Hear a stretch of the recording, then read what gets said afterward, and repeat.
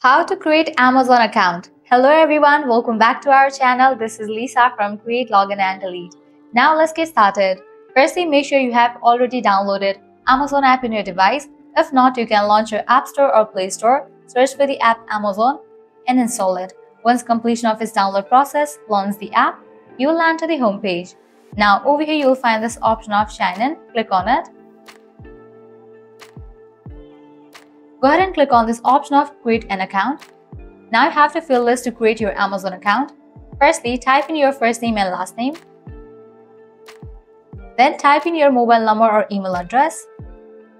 Now type in your password.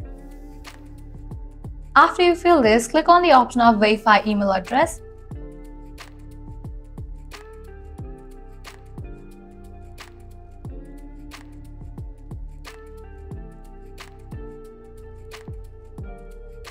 Now you will be receiving verification code in your email address that you have just entered.